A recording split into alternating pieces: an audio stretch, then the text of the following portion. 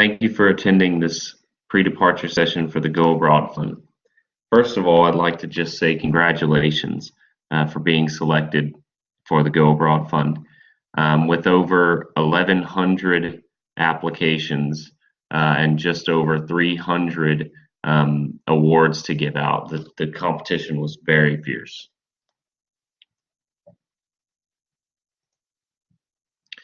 What I'm going to do today is just go over a few things which you should be thinking about before you go, while you're there, and a few things that we ask of you once you return. The main point that I want to make throughout this whole presentation can really be summed up here. The more you prepare, the easier it will be for you to integrate when you arrive. It's really as obvious as that. The more preparation you can do now, while you have all your documents with you, while you're comfortable, while you're safe, the easier it will be for any kind of situation that might arise when you're actually out of the country. And I will be picking up on this point throughout the presentation. What I'm going to do first is go through some of these bits of paperwork that we require from you. You will be aware by now that the process is a little bit more complex than just simply giving you the money and sending you on your way.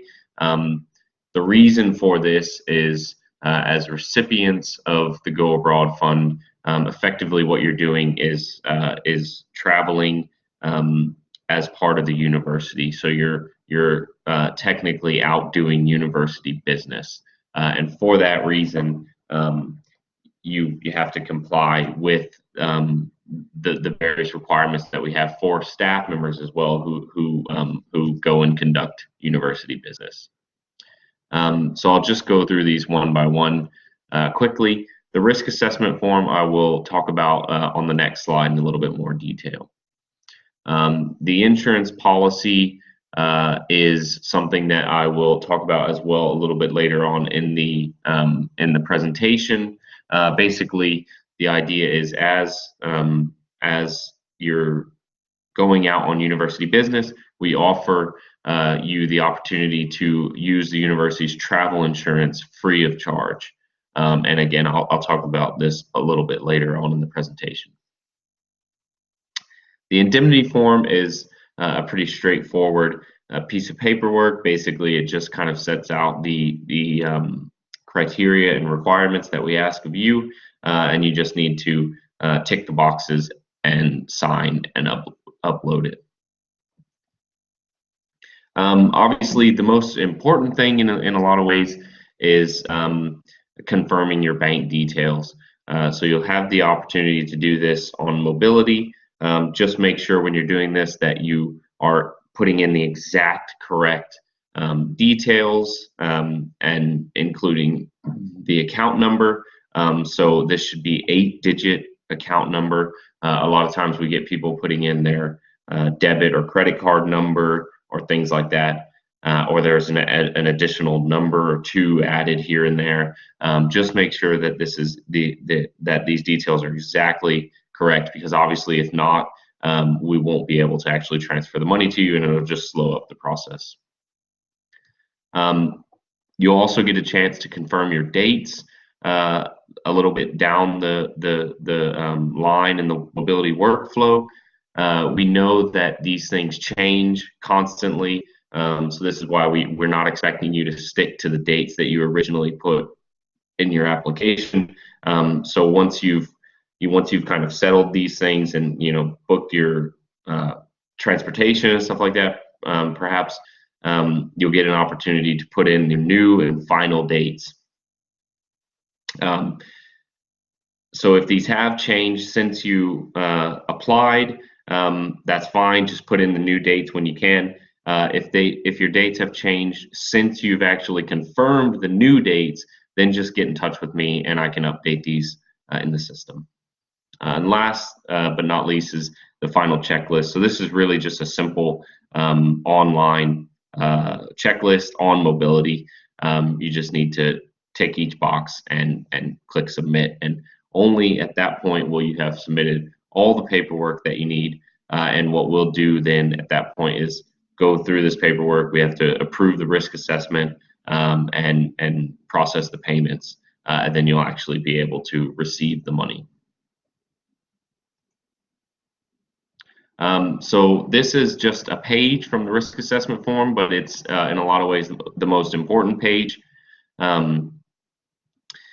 Basically, the general piece of advice that I would give you for the risk assessment form is that there should not be any sort of blank boxes. There really shouldn't be any places where you're putting not applicable. The idea with the risk assessment form is both for you and for us. So for you, it's an opportunity to think through the kind of potential risks that you might encounter during your activity. But also for us, it's a very, very important document that we have to be able to sign off and confirm that you have that you're adequately aware of the kind of things that you might face.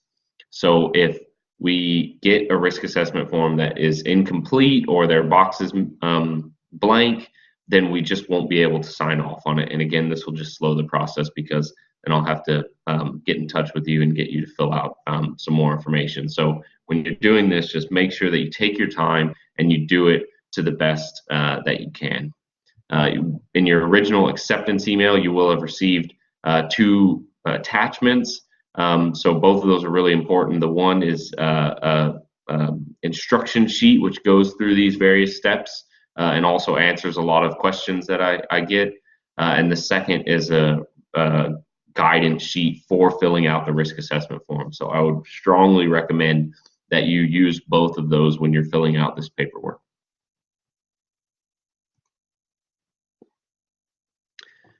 So just a few things to keep in mind that you should be taking with you.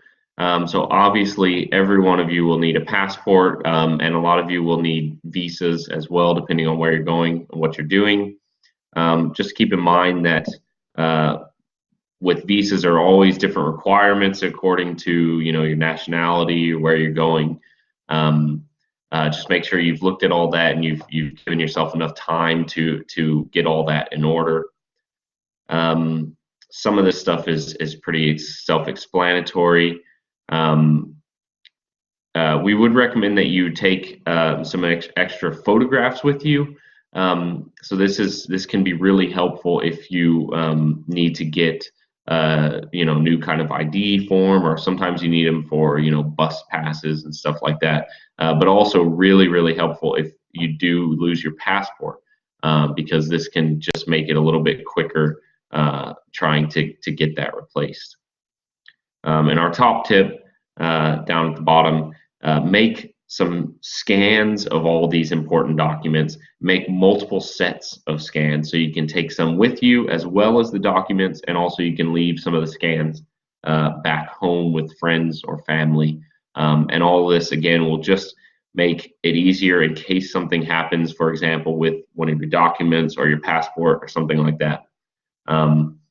It's a lot easier to replace your passport if you have the information with you, if you have the passport number and things like that, rather than trying to remember what these are. So when you arrive, there's a few things that you're going to want to do. Obviously, you want to confirm with everyone back home that you've made it safely. We would just recommend that you maybe wait to do this until you've at least made yourself a little bit more comfortable. Make sure that you're safe. The most vulnerable time for people traveling is when you arrive into the country. So if you've been on a long haul flight and you get there and you're tired and you're hungry and you can't read the signs or understand the language people are speaking, you're quite vulnerable at that point, and so it's really not a good time to pull out your phone and start start messaging people. So just make sure that you've kind of collected yourself. Maybe you've even waited till you've gotten to your hotel or your accommodation or something like that.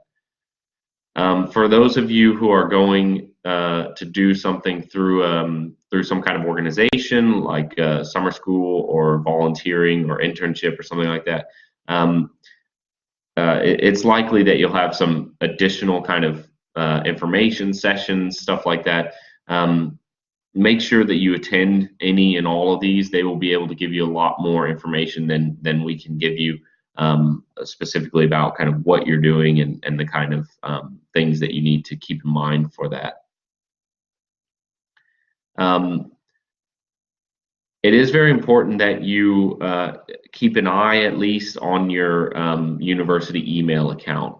For some of you who are going out for a week or two, this is maybe not as important, but certainly for those who are going out for a month or two or even longer, it is very important that you do at least check your email account periodically, because this is the primary way that we will get in touch with you. So for example, if something's wrong with your paperwork or anything like that, we will use your university email address to do that. So do make sure you check that every now and then. And last but not least, of course, you're going to enjoy your time, and I'll talk a little bit more at the end about sort of making the most of your experience. A few quick tips about banking.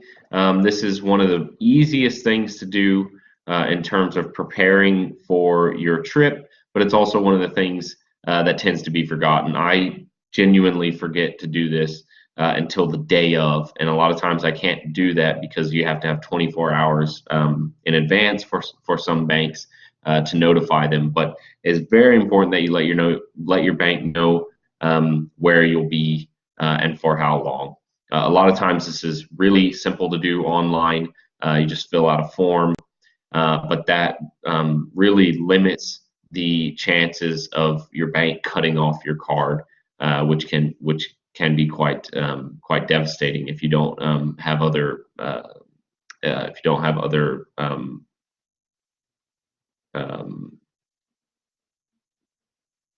options in place.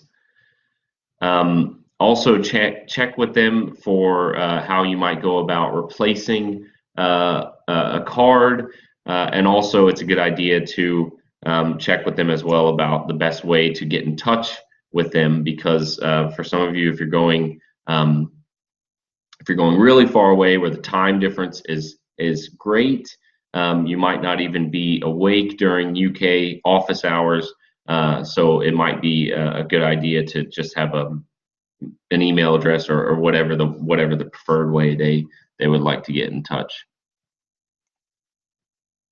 I'll talk a little bit about the university's travel insurance a little bit later, but just generally, it is of course highly recommended that you have insurance for your time abroad, and this should cover health, travel, and belongings. I'll just point out at the moment that the university's travel insurance obviously does cover travel. It covers belongings as well, but it's not health insurance. That being said, it does cover emergency medical issues.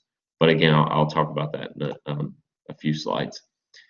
So accommodation, it's a little bit difficult for us to give you some good advice concerning this, because so many of you are going to so many different places doing different things. Some of you might be staying in a hotel. Others of you might be staying in a tent somewhere. But just generally, be informed and be careful. So do as much research as you can. Again, going back to the point I made at the beginning, do as much preparation as you can.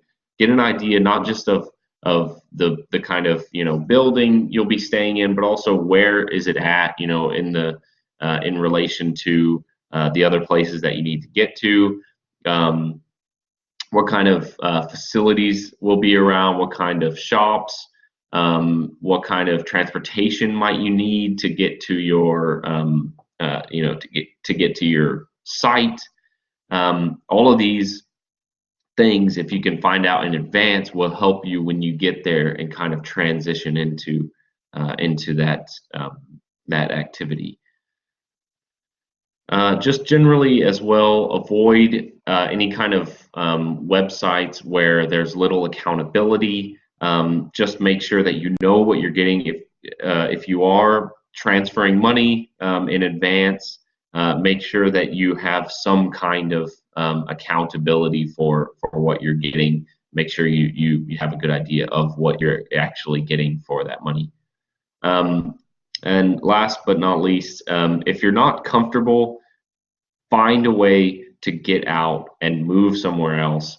And this goes for everyone. Doesn't matter where you're staying, what kind of accommodation, and even if you've done as much research as you possibly can and you get there and you just find that it's not quite right, do whatever you can within your means to get to a different place.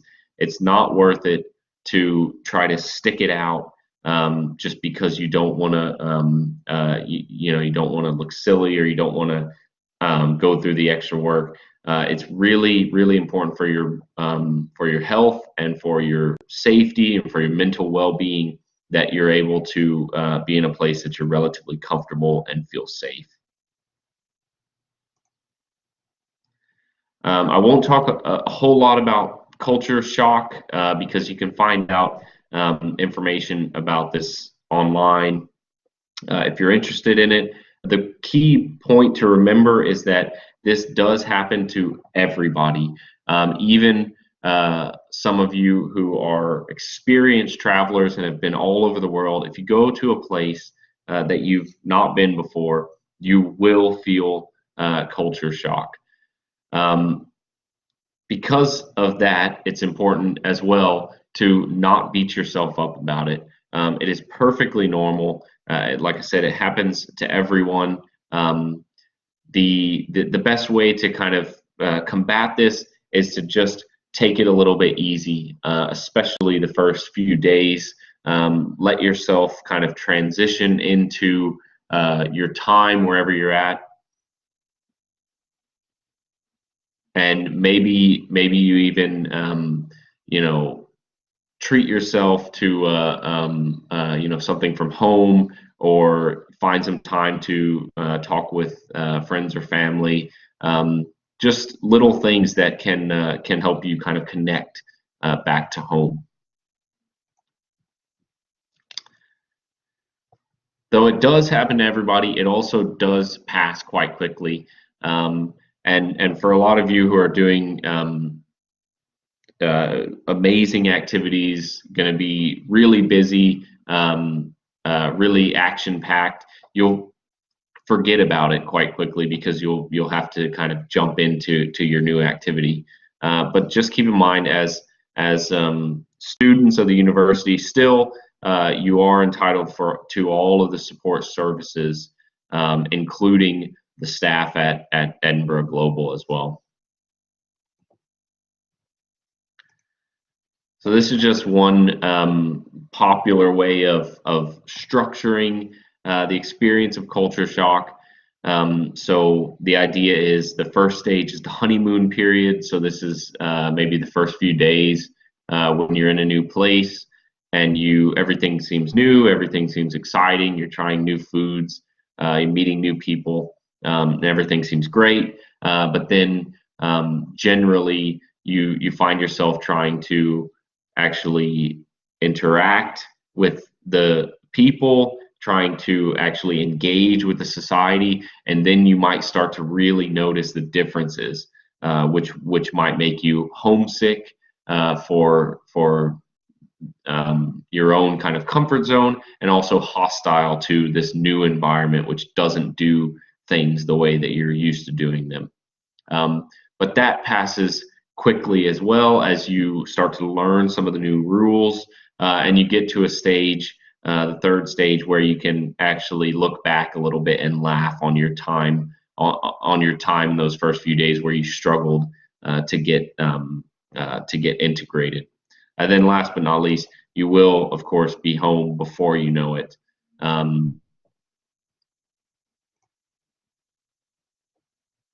So a lot of the tips for health and safety are very, very common sense. They're the kind of things that we would recommend that you follow here in Edinburgh. There's nothing out of the ordinary here. Don't flaunt your valuables. Don't take things with you that are unnecessary. Leave what you can in safe places in your accommodation or wherever is the most safe. And generally try to maintain awareness of your surroundings wherever you're at, whatever you're doing. If we skip down towards the bottom, we recommend, in the interest of maintaining awareness of your surroundings, that you don't go out at night alone, especially for the first kind of few days or week or however long it takes you to get an idea of where you're at, where you need to go. And on that point, we would recommend as well that you minimize the alcohol or anything like that, which might impair your to maintain this awareness. Of course, we don't expect you to actually follow this advice, but do just keep in mind that you should spend a few days trying to familiarize yourself with where you're at. We do recommend that you avoid carrying your passport around with you as identification. This is because it's so much more difficult to get to replace a passport than it is to replace anything else like a driver's license. I have been informed from several students, however, that there are some places which require you by law to carry your passport if you're a tourist. In that case, obviously, you'll need to comply with the law of the country that you're in. And the last point, similar to the accommodation, if you find yourself in a situation where you're uncomfortable, get yourself out of that situation as quickly as possible.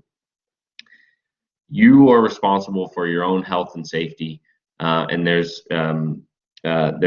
nothing good that can happen if you try to stick out an uncomfortable situation because you don't want to look silly or you don't want to offend someone. Ultimately, you're the only one who can adequately take care of your own health and safety. Again, back to the original point, do as much preparation and research as you can. Here's a few examples of the kind of places that you might find some good information.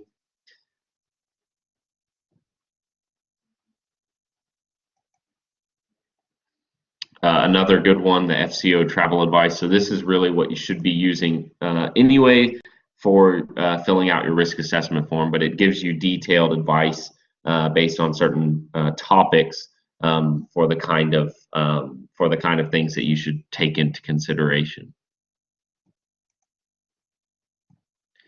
So once you have your important documents and you have scans of your important documents, keep these in more than one place. I already mentioned, take some with you so you have a copy with you as well as the originals, but also leave some with friends or family members, so that way you have multiple options.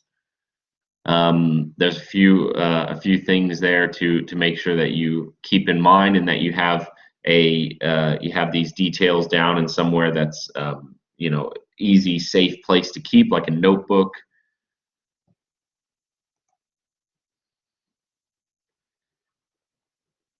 It is obviously your responsibility to make sure that you have all the required vaccinations, any other kind of medical checks that you might need in order to get into the country or get a visa for wherever you're going. And just keep in mind that sometimes there are waiting times for getting these. So hopefully you've thought about this already and you've contacted your GP and have adequate amount of time to do that. Because the the activities for the summer are relatively short term. You if you have a kind of repeat medication that you need, it's a good idea just to make sure that you have enough with you for that whole time, and not rely on trying to get a refill when you're out in the country, because it might be expensive, it might be difficult to get. It's just a better idea to make sure you have enough with you. And if you are taking a large amount of medication through the airport, through customs, it's a good idea to have a letter from your doctor explaining what that medication is. I will talk a little bit on the next two slides about insurance. It is, as I said, it is offered to you free of charge, but you can, of course, opt out of that if you already have other arrangements in place. So here is just a kind of snapshot of some of the details for the policy.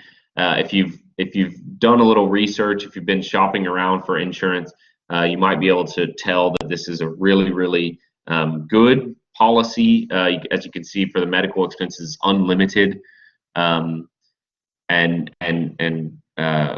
quite robust for the other categories as well. For medical expenses, as I said, it's not health insurance, but it covers emergency medical expenses. But this also includes minor emergencies. So, say for example, you get sick, and you need to go to the doctor and get some medicine. That would be covered as a sort of minor emergency issue. What it doesn't cover is sort of routine medical procedures, medical appointments, stuff like that, which you would do here with your GP. It doesn't cover that kind of stuff.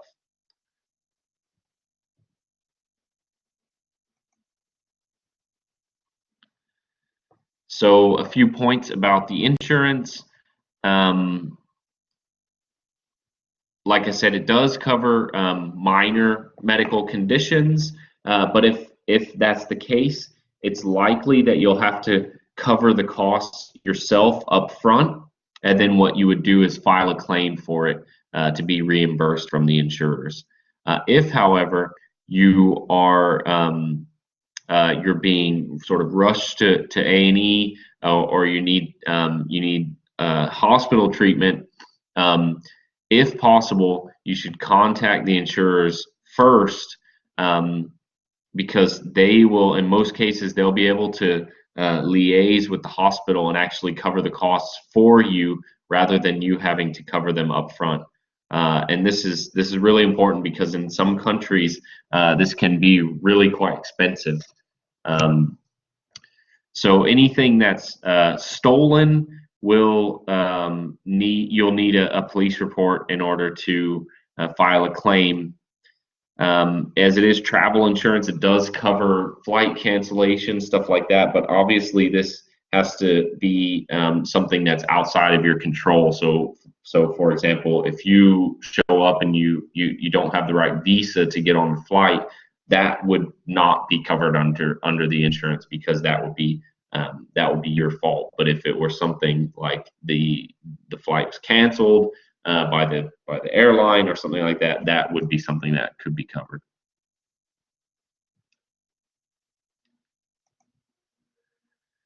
A few more points about the insurance. Like I said, if you're on repeat medication, sometimes depending on what it is, it can be difficult to get. So we would just recommend that you take an adequate supply with you. As it is travel and policy, it doesn't include routine things.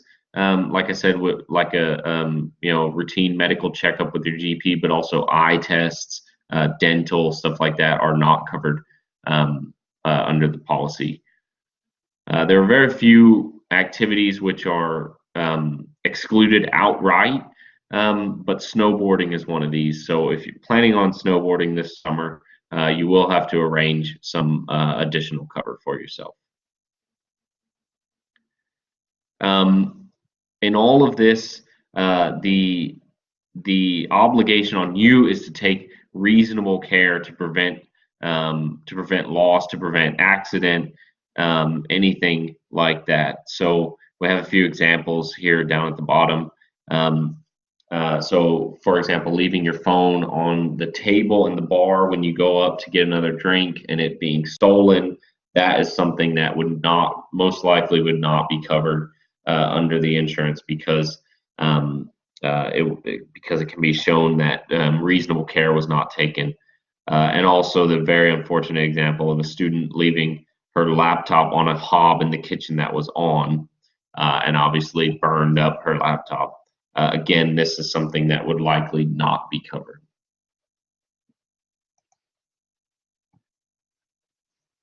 So obviously, you are under the obligation of following all the laws and regulations for your destination country, and it's up to you as well to familiarize yourself with these.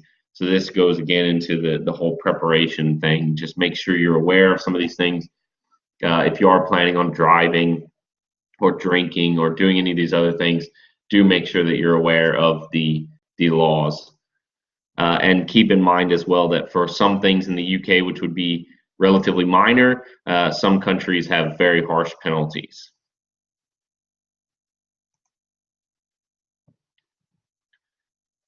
So in an emergency situation, obviously you'll want to contact your family and friends. If it's a sort of countrywide emergency, most likely we will get in touch with all the students we have there. But if anything happens that's sort of personal emergency, at the earliest possibility, do let us know what's happening. And you can see there the university's 24-hour emergency phone line. If it is during UK office hours, of course, you can call our office. But if not, you can always use that emergency phone line. The last point down there is really important. So as recipients of the Go Abroad Fund, you are under the obligation to follow all instructions from the university. So this really shouldn't affect most of you, if any, but it has happened in the past where we've had students in a country that where the political situation changed and we needed to get all those students out. But some of them decided that they didn't want to leave. It was too exciting. They wanted to see what was happening. And in that instance, you would forfeit all the support, all the funding, everything connected with the university. So it is highly important that you follow all the instructions that come from the university.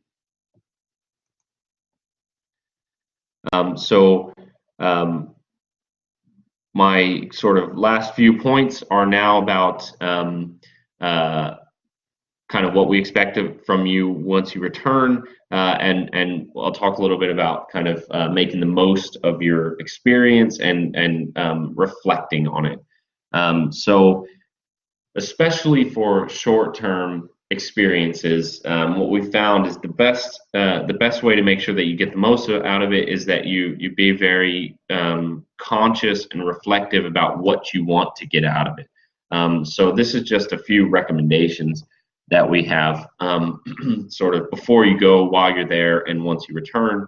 So before you go, jot down a few goals that you might have. What do you want to accomplish? What do you want to get out of your time?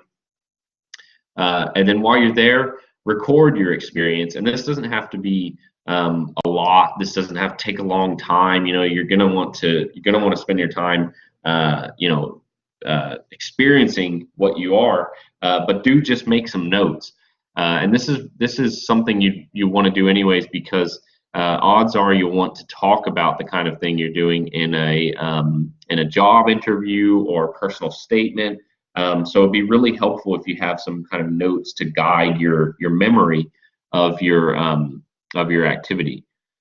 And then once you get back, look back at some of your original goals and kind of reflect on how well you fulfilled these. Did you get what you want out of it, or did it go as you planned, or did it go differently? And was that a good thing, or did it did you struggle? These are all really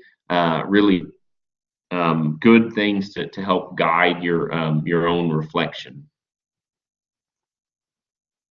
We have a few other ideas that you can find on our website there. So what we ask of you is a self-reflective blog. You can see the details there, so this can be written, photos, or video. And this is for two reasons. So one, this is for you, kind of what I was just saying. This is just to ensure that you're reflecting on what it is you're doing and what you're getting out of it. But of course, it's also for us, because we like to show off what our students are doing, and a lot of times this is very easy because you guys are doing amazing things, going to all over the world, doing all kinds of things. So we really like to show this stuff off. You can see the website down there, so that's our blog that these go up on, and you can also see the blogs from previous recipients if you haven't already visited that site.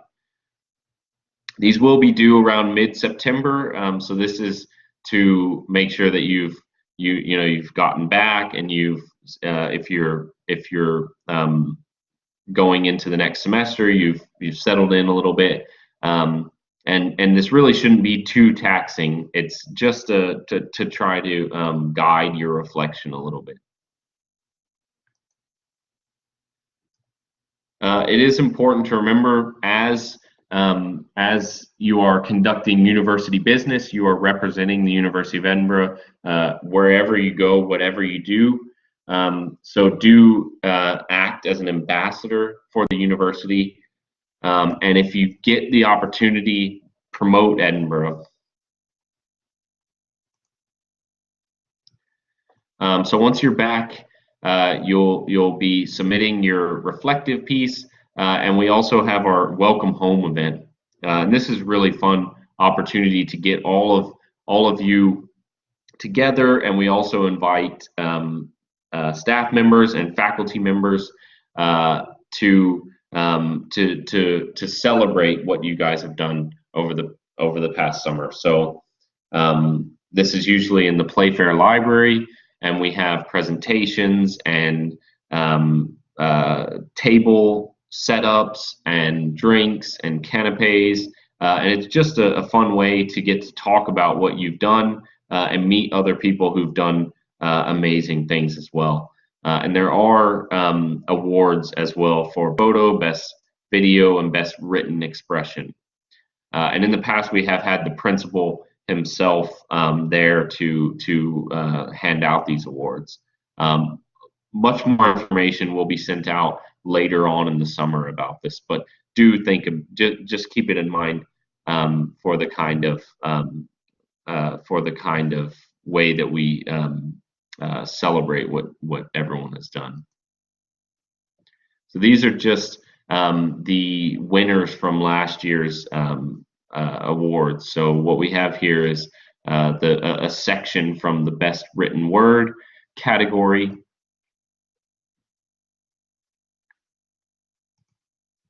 And we have our best photo as well.